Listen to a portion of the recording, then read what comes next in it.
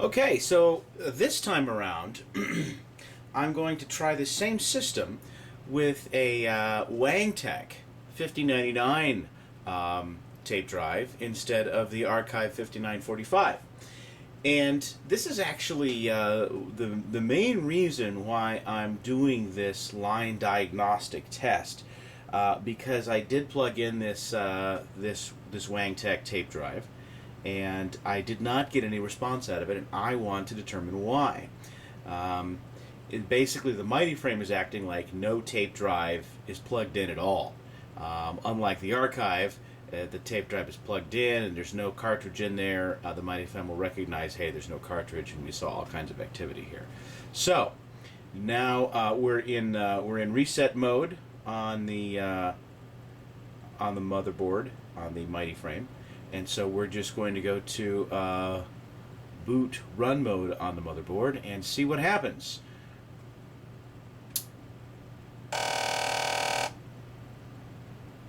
Okay, that's very interesting. Now,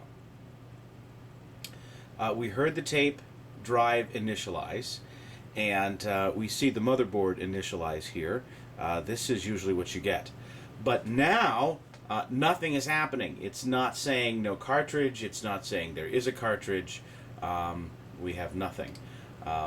Let's have a look at what's going on with the tape drive itself over on this side. Hopefully I'll edit this out.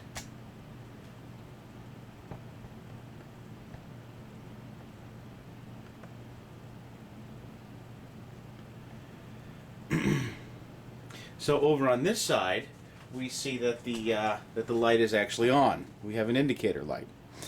So let's try this again. Let's go back to the reset of the MightyFrame. Okay, and these lights switched back to where they were initially, and this indicator light is off. So we're getting some signals here. They just might not be the right signals. So here we go one more time. Okay, now that's actually the head alignment motor doing its thing. And then we see this. I did make an observation that the control board for the Wangtek 5099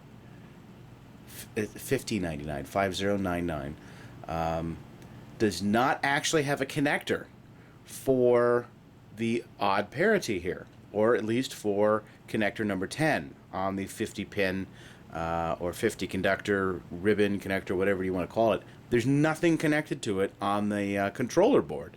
So I'm not surprised that this one, which evidently is the odd parity of the host bus, is not lit. Not surprised at all. So what do I want to say about that? I guess I'm going to do some analysis now and figure out exactly what is different here between these two. So there's initialize, I should say, excuse me, the reset, and then trying to boot. Okay, let's see if we can figure this out. Thank you for watching, and thank you for helping with the research and diagnosis.